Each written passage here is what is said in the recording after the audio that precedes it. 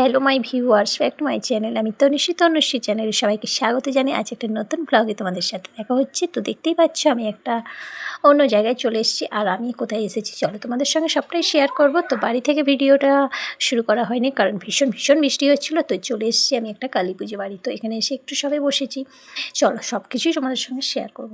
প্রথমেই বলে রাখি এটা আমার বাপের বাড়ি। হ্যাঁ, এটা আমার বাপের বাড়ি। আমার বাবা মা কেউ বেঁচে নেই, তো বেঁচে নেই তো কী হয়েছে, আমার কাকা কাকিরা আছে। তো কাকা কাকিরা কিন্তু আমাদের নিমন্ত্রণ করে। আর এটা হচ্ছে আমার বোনের বাড়ির কালী পুজো। তো যেই কাকা কথা বলছি, ছোটো কাকার মেয়ের বাড়ির পুজো। তো মেয়েই নিমন্ত্রণ করেছে, তো ওখানেই হচ্ছে কি যে এসেছি। আর মেয়ের বাড়িটা হচ্ছে আমার কাকার বাড়ির কাছাকাছি। আমার আসার কথা ছিল সকালে, তো সকালে এত প্রচুর পরিমাণে বৃষ্টি হচ্ছিল তো আসতেই পারলাম না। তাও ভেবেছিলাম মানে আমাদের আশাই হবে না। তো যাই হোক, অবশেষে বিকেলের দিকে বৃষ্টি ধরতেই আমরা বেরিয়ে পড়লাম।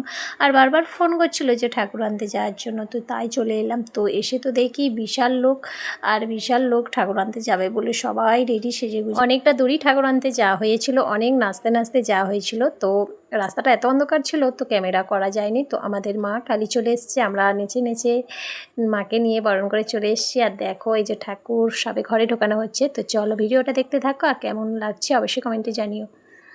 তো পূজা বাড়ি তো ভীষণ কাজ। তো চলো আমার বোনের সঙ্গে তোমাদের দেখা করিয়ে দিই। তো ও তো ভীষণ কাজে ব্যস্ত, তো 2 মিনিট দাঁড়ানোর টাইম হচ্ছে না। এই যে এইটা হচ্ছে আমার বোন, এই যে এটা বোন আর বোনের বর। সকলে এত পরিমাণে আনন্দ করেছিলাম, অনেক নাচের ছিল, কিন্তু অন্ধকার থাকার জন্য ভিডিও করা হয়নি সেভাবে। আর নাচতে কিন্তু অনেকটাই ঠাকুর আনতে দেরি হয়ে গিয়েছিল, আর বৃষ্টিও এসে গিয়েছিল। তো ঠাকুর নিয়ে আসার পরে আমরা কিন্তু খেয়েছিলাম ফুচকা আর পকোড়া স্টল দিয়েছিল, ওটা খেয়েছিলাম, কিন্তু কিছুই ভিডিও করতে পারিনি। তো যাই হোক, ঠাকুর নিয়ে আমরা উপরে চলে এলাম। আর এটাই হচ্ছে আমার বোনের বাড়ি। এই যে এই বাড়িটা রিসেন্টলি নতুনই বানিয়েছে। আর এটা হচ্ছে ঠাকুর ঘর, এদের গোপাল সেবা দেওয়া হয়, গোপাল আছে। আর এই ঘরেই পূজা হবে। এটা হচ্ছে ওপরের তলা। বাইরে প্রচুর পরিমাণে বৃষ্টি হচ্ছে, সেভাবে কিছু আর এনজয় করতে পারিনি আর বৃষ্টির কারণে। এটা ঠাকুর ঘর, এখানে গোপাল আছে। আর এদিকে হচ্ছে মাকে সাজানো হচ্ছে, এখানেই পূজা হবে সারা রাত। তো আমাকে থাকতে বলছিল, কিন্তু আমি থাকবো না। তো এই করতে এখনই কিন্তু রাত 11টা বেজে গেছে। তো আমরা এবার খেয়ে দিয়ে একটু রওনা হব। তো পুজো দিয়ে দিয়েছি। মাকে আনতে গেলাম তখন এক রূপ ছিল, আর আনার পরে দেখো সাজানো হচ্ছে, মায়ের আর এক রূপ বেরিয়ে পড়লো, কতই না ভালো লাগছে। আর এদিকে ঠাকুরের সমস্ত জোগাড় হচ্ছে, পূজা হবে সারা রাত ধরে। থাকার খুব ইচ্ছা হচ্ছিল, বাট থাকবো না, থাকলে হবেও না, তাই জন্য চলে যাবো। আর এদিকে লাল পাঞ্জাবি পরা ওটাই হচ্ছে আমার বোনের বর।